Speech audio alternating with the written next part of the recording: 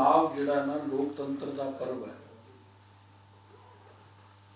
और पंजाब के अंदर ये पर्व जिहड़ा ना ढोल नगाड़ियां नाल मनाया जाता है और हर पार्टी, हर दल, हर आजाद उम्मीदवार इस चुनावी समर के अंदर अपने विचारां की अभिव्यक्ति करता है, अपने गलबात नूं हर दरवाजे तक लैके जाता है और वोटां वाले दिन जनता तय करती है कि वो किहदे नाल है। इस वेले पंजाब च स्थानीय निकाय का चुनाव हो रहा है।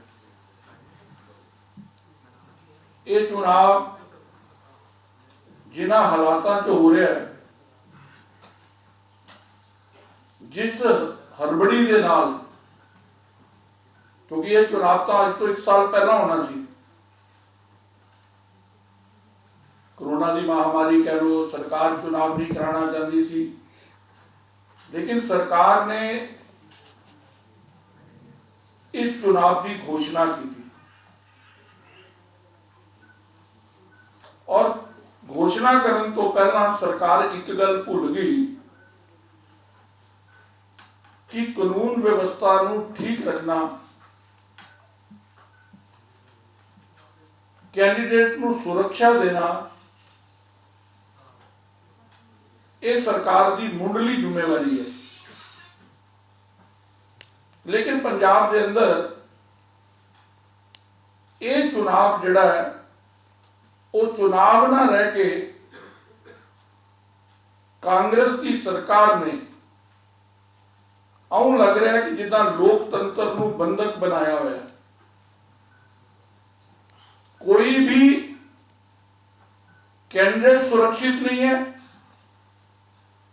कोई भी पार्टी सुरक्षित नहीं है, कोई भी दल सुरक्षित नहीं है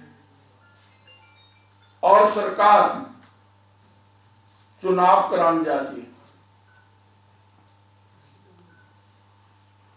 जो इस चुनाव की घोषणा हुई, असी पंजाब के चुनाव आयोग नूं इन्हां सारियां गल्लां तो जानू करवाया, लेकिन अफसोस इस गल का है कि जद दा ये चुनाव शुरू होया, नॉमिनेशन तो लैके हुण तक चुनाव ना निष्पक्ष लग रहा है। ऐसा लग रहा है कि जिदा चोण की लुट जिहड़ी है, कांग्रेस नूं जनता ते विश्वास नहीं है, वोटर ते विश्वास नहीं है, लेकिन उन्होंने लगता कि पुलिस का इस्तेमाल करके, प्रशासन का इस्तेमाल करके इस चुनाव नूं लुटिया जा सकता है। मैं जानबूझ के लुट शब्द प्रयोग किया है। चुनाव की खूबसूरती है कि लोग फार्म भरन, दल अपने अपने उम्मीदवार खड़े करन, जनता जिहड़ी है जनता जनार्दन की कचहरी च जान, अपनियां सभां करन, अपने जुलूस कढ़न और जनता वोट के माध्यम के नाल अपना प्रतिनिधि चुने। लेकिन फार्म भरन तो बाद फिरोजपुर के अंदर बीजेपी के 10 लोगों को चुनाव तो बांझे करता। जीरा किसी भी पार्टी को फार्म नहीं कर देता, किसी भी पार्टी। अजनाला 10 के 10 फार्म बीजेपी के रद्द करते, बटाला 8 फार्म रद्द करते, लगभग 117 कैंडीडेटों बीजेपी दे चुनाव लड़न तो रोकया गया। ये लुट उस दिन की शुरू है। ਹੁਣ ਕੀ ਹੈ, ਮੈਂ ਤੁਹਾਡੇ ਕੋਲ ਉੱਪਰ ਇੱਥੇ ਪ੍ਰੈਸ ਦੇ ਲਈ ਆ ਰਿਹਾ ਸੀ, ਕਿਸਾਨ ਦਾ ਬਾਨਾ ਪਾ ਕੇ मैं तो किसान नेता ਨੂੰ ਕਹਾਂਗਾ ਬਚ ਜਾਓ ਇਹਨਾਂ ਕਾਂਗਰਸੀਆਂ ਕੋਲੋਂ। ਇਹ ਤੁਹਾਡੇ ਅੰਦੋਲਨ ਨੂੰ ਕਮਜ਼ੋਰ ਹੀ ਨਹੀਂ ਬਦਨਾਮ ਵੀ ਕਰ ਰਹੇ ਨੇ। ਕੱਲ ਰਾਜਪੁਰਾ ਦੇ ਅੰਦਰ ਪਾਰਟੀ ਦੇ ਆਫਿਸਾਂ ਦੇ ਉੱਤੇ ਤਾਲਾ ਲਗਾ ਦੇਣਾ, ਕੈਂਡੀਡੇਟਾਂ ਨੂੰ ਧਮਕਾਉਣਾ, ਕੈਂਡੀਡੇਟਾਂ ਤੇ ਹਮਲਾ ਕਰਨਾ, ਪ੍ਰਚਾਰ ਕਰਨ ਤੋਂ ਰੋਕਣਾ, ਪਾਰਟੀ ਦਾ ਜਿਹੜਾ ਆਫਿਸ ਕੈਂਡੀਡੇਟ ਨੇ ਖੋਲਿਆ ਉਹਦੇ ਬਾਹਰ पंजाब ਨੂੰ ਤੋੜਨ ਵਾਲੇ पोस्टर लगवा देना, पोस्टर ਤੇ कालिक मल देना। ये कैसा लोकतंत्र है, कैसा पर्व और कैसी सरकार है, कैसा पंजाब का चुनाव आयोग है, कैसा पंजाब का DGP है। अगर तुसी लुट्टी करनी सी, अगर लोकतंत्र ਨੂੰ ਬੰਦਕ ही बनाना सी ते चुनाव कराने का चाह की चढ़िया होया सी तुहानू। कल जिस प्रकार फिरोजपुर के अंदर मैं तो एक प्रतीक हाँ कि दिख जाता है, लेकिन मेरा कार्यकर्ता रोज इस प्रकार के हमले सह रहा है, रोज इस प्रकार का उत्पीड़न सह रहा है। 4 जने उड़ते ने, साड़ी एक दलित कैंडिडेट है हुशियारपुर के अंदर, छोटा सा बच्चा है, हालत समझ लेना। क्या किसान ऐसा कर सकता?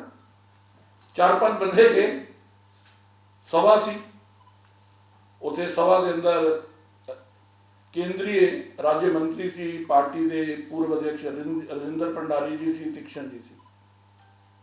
प्रचार करने तो रोकया गया पुलिस की मौजूदगी के अंदर, और बाद च उन्होंने धमकी की दी, नवजात बच्चा वह गाय का दुध पींदा है, तेरे घर दुध नहीं आन देना, तेरा हुक्का पानी बंद। ये कैसा लोकतंत्र, एक ऐसी सरकार है। पूरे देश का पेट भरने वाला किसान क्या दुध मोए बच्चे दे मुंह चो दुध खो सकता?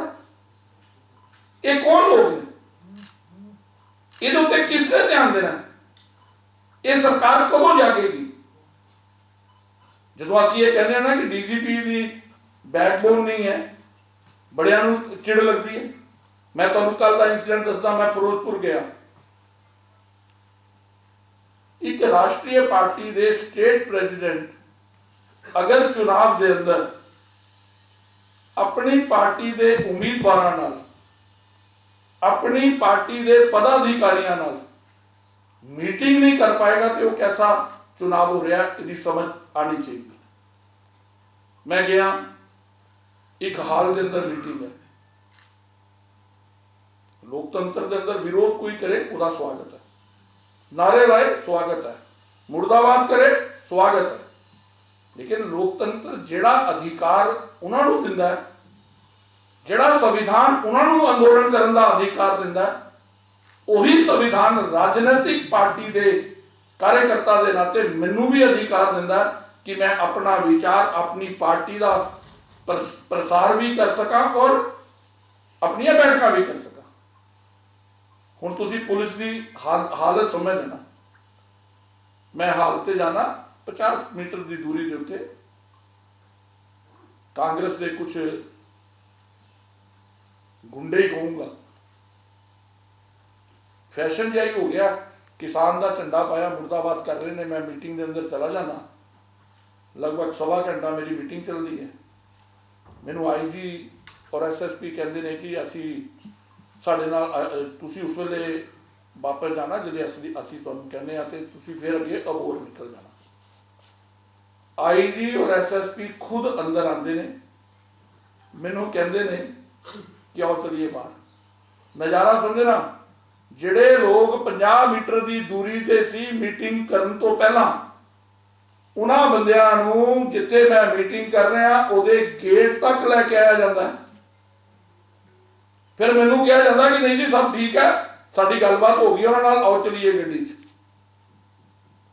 चलिए। उत्थे जिहड़ा दृश्य सी, हुण मैं IG नूं किदां छड्ड सकदा जां SSP किदां अपने आप नूं पाक साफ कर सकते हैं?